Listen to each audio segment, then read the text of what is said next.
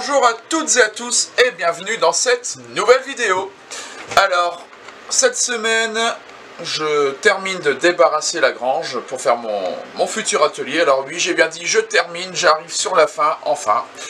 Je vais bientôt pouvoir passer à la suite pour préparer la dalle en béton. Et ça, je vous filmerai ça quand j'aurai vraiment fini de débarrasser la grange. Cette semaine, je suis aussi en train de préparer une vidéo sur une tour de Montessori. Vous verrez ça donc quand ça sera fini. Et puis cette semaine, je répare la chasse d'eau de mes chiottes. Et puis c'est ce qu'on va faire tout de suite. Alors je vais vous montrer ça. On se retrouve aux toilettes, pas pour faire caca, mais pour réparer le flotteur. Allez, on y va. Alors, ça y est, on est aux toilettes. Et donc, le flotteur actuel, hop, est un flotteur classique. Tout est en plastique ici avec, voilà, un flotteur. Alors, c'est pas dégueulasse, hein. C'est les traces de calcaire, forcément, comme chez tout le monde, qui n'ont pas d'adoucisseur ou qui n'ont pas d'eau douce au robinet. Eh bien, il y a du calcaire, ça fait des traces dégueulasses. Et ça, faites pas attention, c'est... J'en sais rien ce que c'est. Il y en a 4, ouais, bon bref, je crois que c'est des petits caoutchoucs pour supporter le dessus de la chasse. Bref, quel est le problème? Ici, l'eau, c'est pour ça que c'est vide, robinet y est coupé. Quand il est ouvert, ça se remplit, ça monte, et quand ça arrive en haut, arrive en haut, ici, lui, il ne coupe plus l'eau. Donc on entend que l'eau se coupe, mais en fait quand on écoute bien, on entend qu'il y a un très léger filet d'eau qui passe encore. Et ça finit par, ici et ici, c'est deux trop-pleins, ça finit par passer par le trop-plein. On s'est retrouvé inondé à plusieurs fois, c'est pour ça qu'il y a la serviette. Et voilà, ça fait foutre en l'air tout le parquet, parce qu'on s'est retrouvé vraiment inondé. L'eau dépassait par ici, puis coulait donc par terre. Donc il y a ça à changer. Deuxième chose, il y a lui à changer, parce que lui, alors, il faut juste changer le joint, mais bon, j'en ai racheté un autre, je vais changer ça. Et je vais en profiter donc pour refaire un petit peu tout, parce que ici, on a l'arrivée qui arrive du mur, là-bas, ça arrive du mur, on a un T, ici, ça va vers un robinet extérieur, et le T fait que l'autre partie monte. Donc, je sais pas si on peut bien voir, voilà. Ici, on a le T, on monte avec un tube de 14, enfin tuyau, pas du tube, tuyau. Hop, et ici, c'est un 12 qui est emmanché dans le 14, parce que 12 extérieur et le 14 fait 12 intérieur. Donc, ils ont emmanché les deux, ils ont soudé. Je suis pas fan, donc ce qu'on va faire, c'est que là au T, on va dessouder. Je vais me dégager ça. On va refaire donc toute une installation en tuyau de 14, coudé aussi, hein, tout ça sera coudé. Je vous mets pas, je ne fais pas de vidéo sur, c'est pas un tuto, c'est ça que je veux dire, c'est pas un tuto sur comment on coude. Parce que je ne suis pas plombier, j'ai moi-même regardé un tuto pour le savoir. Ce tuto, je vous le mets dans le coin, dans le petit, qui se trouve quelque part là, ou quelque part ici, là, je ne sais plus. Il est dans un des deux coins, il y a le petit qui va vous amener sur le tuto, c'est Laurent Jacquet de la chaîne LJVS, qui est à la base plombier chauffagiste. Il a fait... des études pour faire ce métier, il a des formations, il a de l'expérience et du coup il peut se permettre de faire des tutos et son tuto est super bien expliqué comment tout cintrer avec une pince à cintrer que je vais vous montrer après. Je vais vous montrer quand même un petit peu ce que j'ai. Donc on va tout cintrer suivant le tuto que je vous invite à regarder. Donc moi je vais pas vous le filmer cette partie là, hein. Il y a un tuto pour ça. On va arriver, donc ça c'est le tuyau de 12, donc là ça va être du 14. Et alors ce que je vais faire, c'est pas dans les règles de l'art. je le sais. La règle de l'art, c'est un peu entre guillemets comme ici, c'est-à-dire on arrive en rigide, on a un tuyau, un robinet, dessus ce robinet, on part en flexible. Avec ici donc un flexible tressé. Moi ici, ce toilette, quand il sera refait, il y aura un look entre guillemets un peu vintage, machin, avec des robinets à l'ancienne, avec des tuyaux en cuivre apparents. Donc, ça c'est pas bienvenu dans le look que je veux donner aux toilettes. Donc ce que je vais faire, et qui n'est donc pas aux normes, mais je le fais parce que j'ai déjà vu des personnes le faire et que ça tient quand même, c'est que j'aurai pas de tresse. Mon robinet, le nouveau robinet, sera directement vissé, il sera directement vissé ici au flotteur, et du robinet ça sera directement vissé au tuyau. Donc ça sera tout ça en rigide, ce qui est pas top, mais voilà, de toute façon si ça casse, et ben je le referai, on verra bien, mais je ne veux plus cette tresse là, ça dégage. Alors je vais vous montrer un petit peu ce que j'ai acheté pour refaire tout ça. Direction la cuisine, tout est là-bas. Alors voilà, donc déjà pour cintrer, il nous faut du tuyau de 14. Donc là j'ai une chute, là j'ai une petite longueur que j'ai achetée. En principe j'en ai largement assez. Du tuyau de 14 et donc une pince à cintrer ici, donc une Virax faite donc pour les tuyaux de 14. D'ailleurs, je fais de la merde. Voilà. Ça, c'est fait. Donc, pour les tuyaux de 14, c'est du super matos. C'est Virax, c'est made in France. Et voilà, il n'y a pas de souci pour cintrer du tube comme ça. Ça va d'enfer. Donc ça, c'est le matériel. Après, la nouvelle chasse. Donc nouvelle chasse, je ne connais pas du tout cette marque. J'étais au magasin de bricolage ici du coin, donc pas une grande surface de bricolage, hein, mais vraiment un petit magasin familial qui vend que du bon matos. Donc j'imagine que c'est du bon matos. Silencieux et puis super rapide à se remplir. Et surtout, chose que je n'avais pas sur l'autre, ici c'est en laiton, tandis que sur l'autre qui est déjà installé aux toilettes, c'est en plastique. Donc là c'est en laiton, ça c'est cool. Ça on va regarder ensemble pour l'installer. Là-dessus je vais y mettre, donc je vous ai dit, je veux faire un côté un peu vintage. Donc là on en est loin, mais on va commencer par la plomberie puisqu'il faut la refaire. Tuyau cuivre il sera apparent. Tout ça, ça sera apparent, et du coup j'ai choisi un robinet laiton qui lui restera apparent. Donc, allez, c'est parti. On va commencer par changer le flotteur. Alors bien sûr, pour commencer, on coupe l'eau. Hein, c'est évident, on coupe l'eau au général, pas ici, hein, puisque ça on va l'enlever, donc il ne faut plus qu'il y ait d'eau ici. Donc on coupe l'eau au général. Deuxième chose, c'est que ici, je vide la chasse d'eau. Voilà. Troisième chose, c'est que quand je vais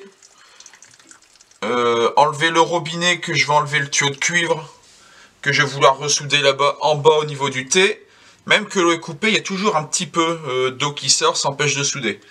Donc ce que je vais faire, c'est que ici, ce tuyau là, je sais pas si vous le voyez, c'est peut-être hors champ de la caméra, mais là-bas il y a le tuyau, comme je vous ai dit, qui va au robinet extérieur. Et ben ce robinet extérieur, je vais aller l'ouvrir. Comme ça, l'eau, au lieu de remonter et m'emmerder pour moi souder, et ben hop, elle ira directement dehors. Donc là, je m'en vais ouvrir le robinet extérieur. Voilà qui est fait. Donc maintenant, on va enlever ce système.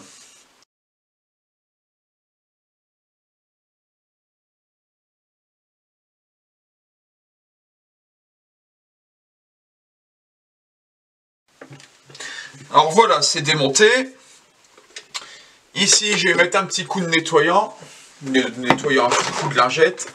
Parce que ici, il faut que le joint il fasse contact. Alors, il faut qu'il fasse contact pour éviter que ça déborde. Mais en même temps, l'eau n'est pas censée monter jusque là. Hein. Mais bon, si on peut faire une surface propre, autant essayer de la faire.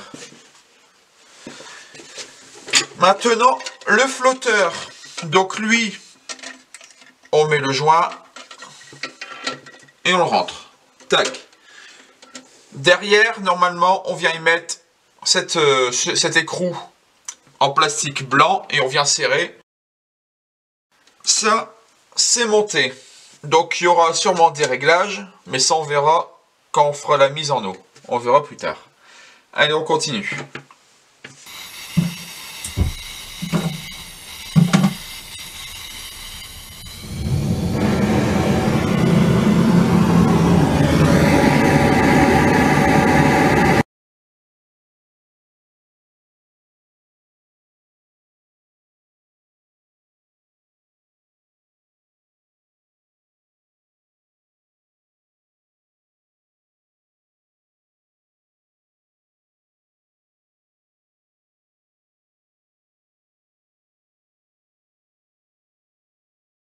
Alors ça y est, j'ai retiré ici le tuyau.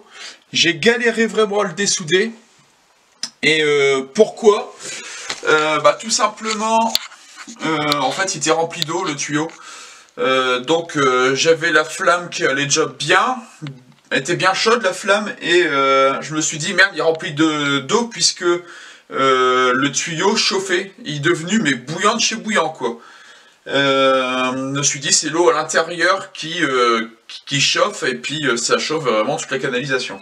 Ce que j'ai fait, c'est que j'ai refermé ici le petit robinet. Je suis allé à l'arrivée d'eau générale de la maison, j'ai remis l'eau.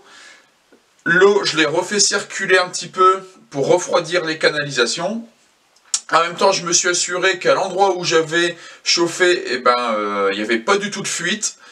Donc ça veut dire que vraiment la chaleur n'avait vraiment pas fait fondre l'étain et c'est l'eau à l'intérieur qui faisait en sorte que de maintenir une température, on va dire, en dessous de la fusion de l'étain.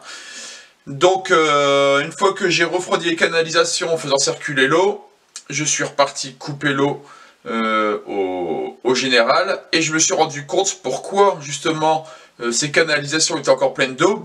Alors que je vous ai dit que j'avais ouvert le robinet extérieur, tout simplement parce que j'avais oublié de l'ouvrir. J'ai ouvert donc le robinet extérieur, j'ai rallumé le chalumeau, et là, en 2 secondes, j'ai réussi à me dessouder ma canalisation. Donc maintenant, j'ai mal au bras, hop, je vais me servir un petit peu du dérouleur APQ comme support. Maintenant, j'ai remis ici la cuve. Je vais prendre mes dimensions derrière pour faire mon petit circuit, mon petit chemin de tuyaux de cuivre que je vais cintrer. Je vais prendre les mesures, j'ai tout rapporté ici sur mon petit cahier. Et puis après, je vais faire ça à l'atelier. Vous, pendant que moi je suis en train de faire ça, je vous laisse mettre la vidéo en pause. Vous cliquez sur le petit i là, quelque part en haut de l'écran là. Et vous allez voir le tuto de LJVS qui apprend comment on fait ça. Et une fois que vous avez fini le tuto, vous revenez sur ma vidéo, vous faites play, et moi je serai revenu, j'aurai fini, et on continue l'installation. Allez, bonne vidéo LJVS, et à tout de suite. Alors, comment ça s'est passé avec Laurent Jacquet? Pas mal le tuto, hein, ça donne envie. C'est pour ça que j'ai fait ça. Donc là, vous voyez, j'ai fait tous mes coudes. J'ai suivi ce qu'il a dit dans le tuto, hein. J'ai fait pareil, les coudes, machin. Je suis venu nettoyer mon cuivre, je l'ai recuit avant et je l'ai nettoyé après. Donc là, je peux maintenant varier l'angle un petit peu puisque les angles sont recuits. Là, il me reste à souder ici. Il faut que je fasse la soudure ici. J'y ai fixé ici des petits crochets. Et puis ici, je me suis un petit peu emporté, j'ai déjà soudé cet écrou à souder, je ne sais pas, je ne connais pas les termes de plomberie, donc on va dire cet écrou à souder. Je l'ai soudé et je me suis emporté parce que j'ai oublié de recouper la longueur. Donc là, je vais souder là, en même temps je vais dessouder là. Une fois dessoudé, je vais venir mettre ma cuvette, installer le robinet, tout ce qui va bien avec, prendre la marque de la zone où je dois couper, je vais recouper ça, je viendrai tout enlever, y mettre cet écrou à souder, puisque j'ai dit que je l'appelais comme ça, et je viendrai refaire donc une brasure autour pour le fixer. Et puis après, bah, je pense qu'on sera bon pour faire les derniers raccords avec les joints, et puis la mise en eau, puis ben, on verra s'il y a des fuites ou pas. Là où j'ai peur, c'est ici, le T. Moi, j'ai dessoudé sur le haut du T. Là, je vais ressouder au même endroit. J'ai chauffé pour dessouder, j'ai chauffé pas directement sur le T, mais plutôt sur le tuyau. Pour éviter que le T ne chauffe de trop. Mais voilà, j'ai peur que avec la chaleur, voilà, est-ce que les autres soudures vont lâcher ou pas, j'en sais rien. Donc je croise les doigts pour qu'il n'y ait que la nouvelle soudure à faire et que les deux anciennes tiennent le coup. Voilà. Et puis après, bah, tant qu'on est là, on va faire après un nettoyage du reste des tuyaux, hein, les anciens tuyaux apparents, on va les nettoyer, même ça, là, le robinet. Et puis une fois fait, je viendrai mettre un petit coup de vernis sur tous les tuyaux. Petit coup de vernis pour les garder de cette couleur-là, pour éviter qu'ils ternissent avec le temps. Et puis, on sera bon, je pense. Voilà, donc là, tout de suite, les soudures, c'est parti.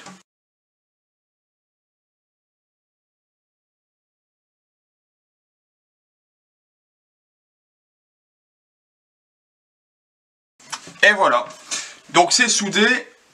Faut pas chauffer quand c'est vraiment bien préparé, que les pièces sont propres, il n'y a pas besoin de chauffer longtemps. Vous touchez juste, une fois qu'il est chaud, vous touchez juste avec l'étain et il va fondre tout de suite, il va rentrer par capillarité à l'intérieur. Et quand on est professionnel, c'est-à-dire pas comme moi, et ben c'est encore mieux, c'est-à-dire que vous n'avez pas la goutte d'étain en dessous. Moi, j'ai malheureusement la petite goutte d'étain qui est en dessous, ce qui fait pas super propre. Alors qu'on le sait, c'est pas propre. Maintenant, celui qui ne le voit pas, ça fait propre quand même. Mais bon, quand on le sait, c'est pas top. Et voilà, c'est à force de faire des soudures qu'on arrive à ne plus faire cette goutte d'étain, à mettre juste la bonne quantité. Bon, ça viendra un jour. Je fais pas assez de soudure, pas assez de... C'est pas de la soudure, c'est brasé. Donc, je fais pas assez de brasure pour réussir à le faire. Voilà. Bon, et ben maintenant on va reposer la cuvette et puis tout raccorder, puis on va voir ce que ça va donner. Bon, je vais aller rallumer l'eau, et moi je vous charge d'une chose, c'est de surveiller qu'il n'y ait pas de fuite. J'ai fait la soudure ici, le problème c'est que ça a chauffé ici et ici, donc à vous de voir s'il y a des fuites sur les trois soudures, même la mienne que j'ai fait, on ne sait jamais. Donc celle-là, celle-là et celle-là, moi je vais remettre l'eau, vous criez si ça fuit. Alors qu'est-ce que ça dit? Première vue, il n'y a pas de fuite. Second endroit où il pourrait y avoir une fuite, je vais remonter avec moi. Hop, ça serait ici. A priori, il n'y a pas de fuite. Est-ce que je vais refaire un petit focus? Voilà. Là, il n'y a pas de fuite. Maintenant, là où il peut encore avoir des fuites, c'est ici, les jonctions ici. Sauf que c'est hors caméra. Ici, sur le raccord laiton de la chasse, enfin du flotteur, ici, j'ai oublié de mettre du téflon. Et direct, ça fuit. Donc on ferme. Bon, j'ai juste dévissé, puis remettre un bout de téflon, et ça sera bon. Alors ça y est, la robinetterie est installée. Alors, pour être franc, j'ai galéré, et j'ai encore des choses à revoir.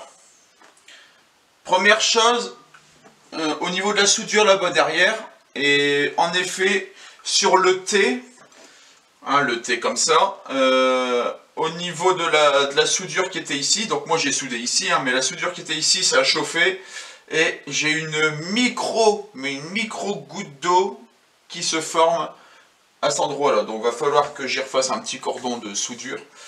Mais honnêtement, depuis tout à l'heure, c'est en eau et la micro-goutte, elle ne coule même pas, ça fait vraiment un petit truc, donc c'est pas quelque chose qui est urgent.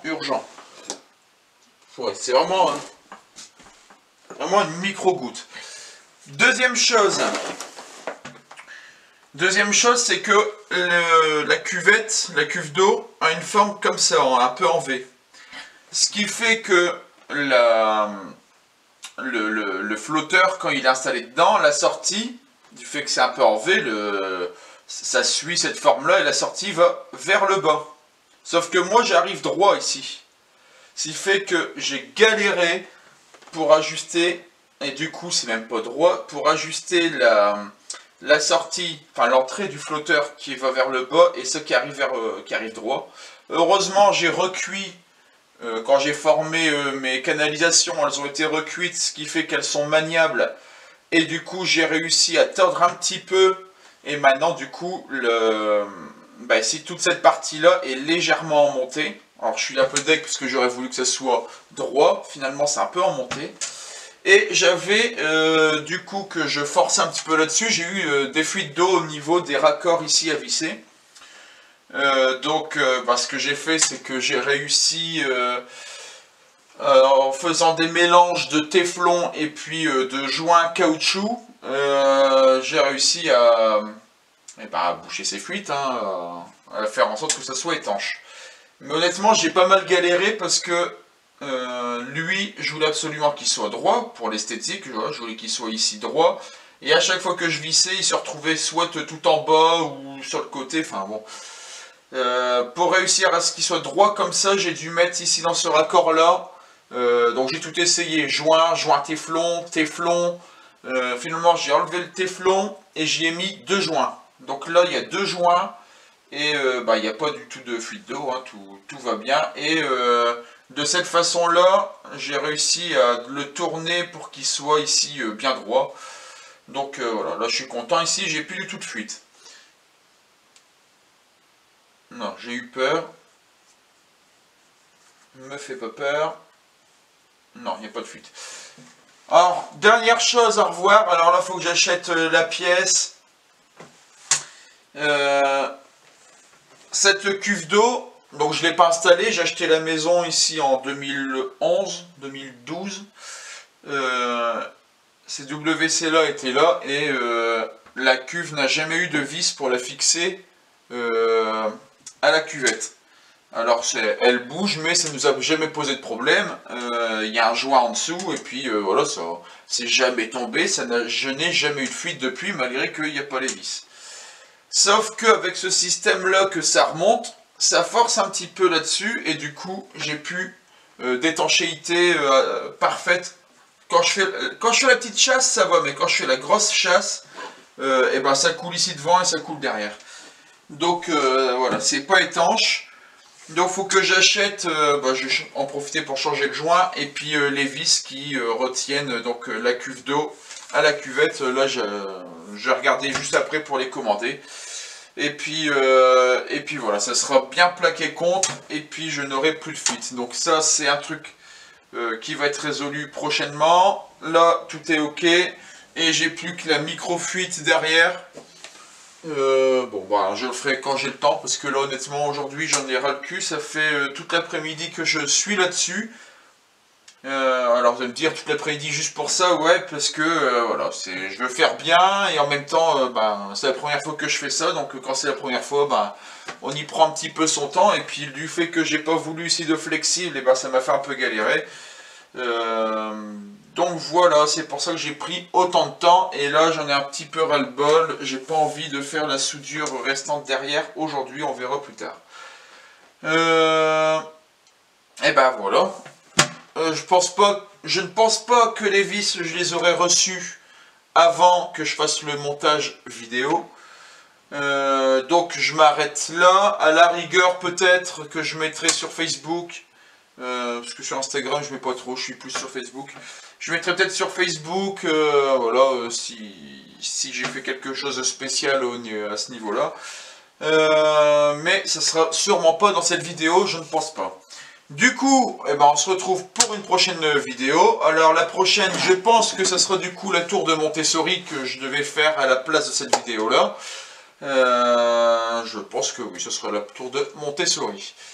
En attendant la prochaine vidéo, en tout cas, bricolez bien, et puis on se dit à bientôt. Bye!